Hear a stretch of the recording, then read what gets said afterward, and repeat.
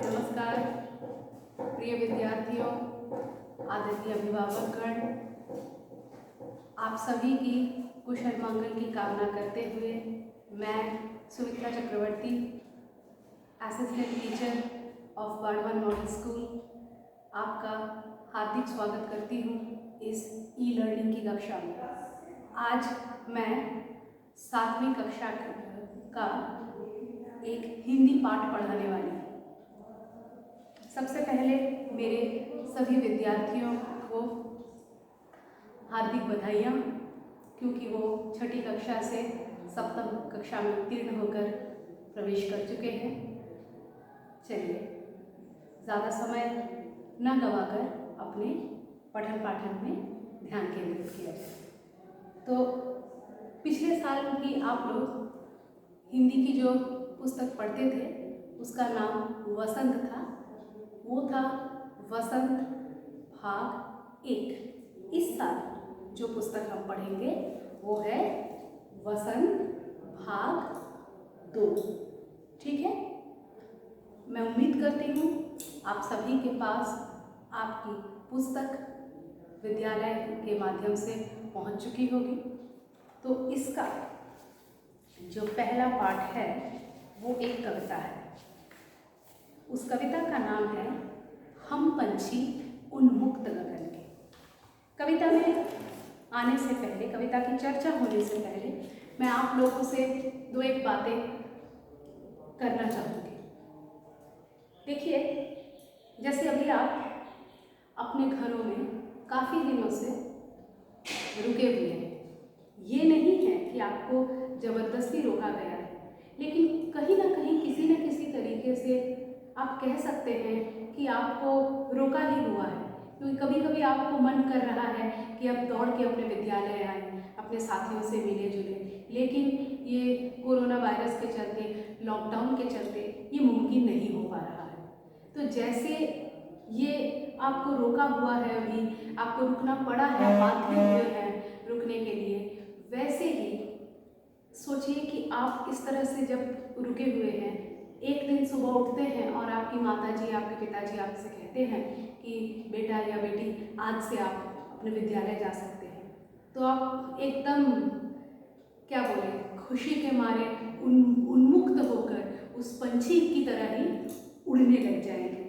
वापस एकदम विद्यालय में आके अपने दोस्तों से मेल मिलाप करके शायद ऐसे लगेगा कि इतने दिन जो हम लोग कंप्लेन करते थे, हमको चैन नहीं है, हमको हमेशा ट्यूशन जाना पड़ता है, ये करना पड़ता है, वो करना पड़ता है, अब लग रहा है कि वही ज़िंदगी हमको, ये हमेशा घर में बंद रह के अटके रहने से तो वही लाजम अच्छा है हमारे लिए। तो वही बात है कि ये जो कविता है ये एक पक्षी के माध्यम से, कहीं तो एक पक्षी के माध्यम से है, लेकिन पक्षी के वाणी के माध्यम से मानवीय भाव, स्वतंत्रता के भाव को दर्शाया गया है। इस कविता के कवि का नाम है शिवमंगल सिंह सुमन। शिवमंगल सिंह सुमन जी का जन्म 1915 के आसपास हुआ था। तो उस वक्त या जब वो अपनी कविता लिखने लगे थे, वहाँ का जो समय काल था, उस वक्त कहीं ना कहीं भारत जो है अंग्रेज़ों के अंग्रेज़ों के अंडर था। वो उस वक्त जो है स्वतंत्र नहीं था, पराधीनता की बेड़ियों में जकड़ा हुआ था। तो उस वक्त एक भारतवासी के मन में ना सोने की चाह थी, ना चांदी की, केवल एक ही उसके मन में इच्छा थी, कामना थी कि उसे स्वतंत्रता मिल जाए, वो खुली हवा में सांस ले। तो उसी माहौल में कवि ने यह कविता की है और एक पंछी के माध्यम से हमें समझाना चाहता है कि स्वतंत्रता का महत्व, हर एक सुख सुविधा जो पराधीनता में हमको मिलती है उससे कई ज़्यादा बढ़कर होती है, उसका स्वाद कई ज़्यादा बड़ा होता है। कविता इस प्रकार है, हम पंछी उन्मुक्त गगन के पिंजड़बद्ध न गा पाएंगे, कनक तीलियों से टकराकर पुल के पंख टूट जाएंगे। हम बहता जल पीने वाले मर जाएंगे भूखे प्यासे।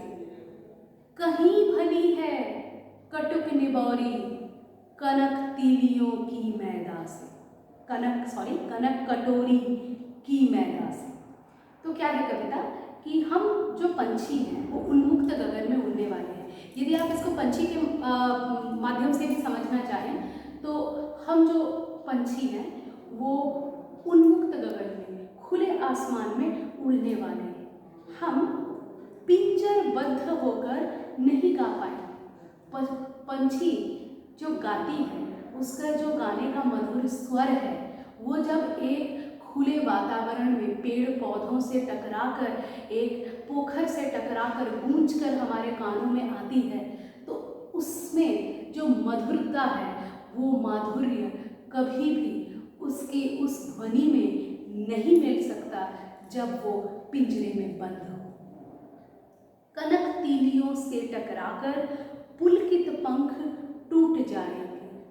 कनक यानी सोना, सोने की जो तीलियां हैं, हमारे पिंजरे की जो श्रृंखलाएं हैं वो अगर सोने की भी हो तो उससे टकरा टकरा कर हमारे जो खुशी उमंग भरे ये जो पंख हैं ये फड़फड़ाते हुए क्या होंगे, टूट जाएंगे। क्योंकि अब हम पंख फैलाकर उड़ने की अवस्था में नहीं हैं, हम आसमान में नहीं हैं। हमारा एक दायरा बना दिया गया है, उस दायरे के अंदर ही हमको जो करना है हम कर सकते हैं। लेकिन उस दायरे के अंदर चाहे जो हो उड़ान नहीं भरा जा सकता, ना ही मन के उमंग के गीत गाए जा सकते हैं। आगे क्या है, हम बहता जल पीने वाले। हम इंसानों की तरह किसी गिलास में या बोतल में पानी लेकर नहीं पीते हैं, हम तो बहता जल पीते हैं।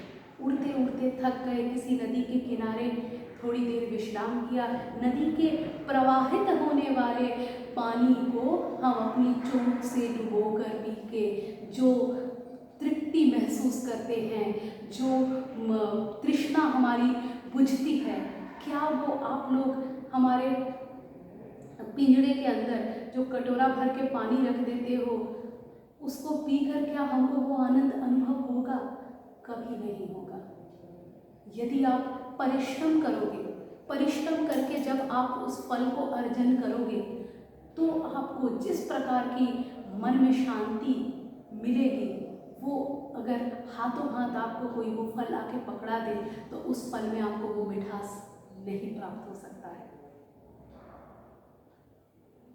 कहीं भली है कटुक निबौरी कनक कटोरी की मैदा से। बोल रहे हैं कि यदि पूरा दिन हम को खाना नहीं मिले, हम जो नीम का पेड़ है उसका जो फल है जिसे हम निबौरी कहते हैं, वो नीम के पेड़ की पत्तियों की तरह ही वो बहुत ज़्यादा कड़वी होती है। लेकिन वो कड़वी निबौरी भी है ना, वो भी आज़ादी में यदि अपने मेहनत से प्राप्त होती है तो वो बहुत ज़्यादा मीठी लगेगी। किसके मुकाबले? कनक कटोरी, सोने की कटोरी में जो मैदा, जो अच्छे अच्छे पकवान आप हमको परोस कर पिंजड़े में रख के दे देते हैं, बंद रखते हैं और उसमें सोने की कटोरी, सोने के पिंजड़े में खाना सजाकर पानी जो देते हैं, ये खाने से अच्छा तो हम भूखे प्यासे मर जाएं, कड़वी निबौरी खा लें, लेकिन बंधन में रहकर ये खाना हमें कतई भी मंजूर नहीं है। आगे क्या है? स्वर्ण श्रृंखला के बंधन में अपनी गति उड़ान सब भूले, बस सपनों में देख रहे हैं तरु की फुनगी पर के झूले। ऐसे थे अरमान की उड़ते नीले नभ की सीमा पाने, लाल किरण सी चोंच खोल चुगते तारक अनार के दाने। स्वर्ण श्रृंखला यानी सोने का बंधन, या आप जिसे जेल भी कह सकते हैं, उसमें रहकर हम जो है जैसे अपनी गति को भूल बैठे हैं। हमको लगता है कि हम भी शायद कभी उड़ पाते थे, वो मन की एक भावना ही बची हुई है, क्योंकि वास्तव में अब हमको उड़ना नसीब नहीं होता है, बस सपनों में देख रहे हैं। वो जो तरू में, वो जो पेड़ की डालियों में हम झूला करते थे, वो तो अब बस सपना ही भर हो गया है, उसमें अब कोई वास्तविकता नहीं रही है। ऐसे थे अरमान के उड़ते नीले नभ की सीमा पाने। हम चिड़िया तो ऐसे उड़ते थे जैसे लगता था कि हम इस नीले गगन की सीमा को भी लांघ जाएंगे, नीले गगन के अंत तक पहुंच जाएंगे। लाल किरण सी चोंच खोल चुगते तारक अनार के दाने, और अपने लाल किरण रूपी जो चोंच है उसे खोलकर तारे रूपी जो अनार के दाने हैं उनको चुगकर, उनको खाकर अपना मन और पेट दोनों भरेंगे। लेकिन क्या इस पराधीनता की जिंदगी में इन सब का आज कोई मोल है? क्या ये केवल बातें भर नहीं है? क्या ये एक सपना नहीं रह गया है? तो यही बताया जा रहा है विद्यार्थियों आप लोगों को कि यदि कोई बंधन में है, मुक्त नहीं है, आज़ाद नहीं है, तो उसके लिए उसके सारे अरमान मिट जाते हैं, उसके अरमानों का गला घोट दिया जाता है और पराधीनता में पाई गई कोई भी सुख सुविधा उसके किसी काम नहीं आती है। उसे बस एक ही चीज़ की चाह रहती है, वो है आज़ादी। आज के कक्षा में केवल हम इतना ही पढ़ेंगे। दूसरे कक्षा में हम इसके बाकी भाग को पढ़ के कठिन शब्दों के अर्थ बताएंगे। धन्यवाद।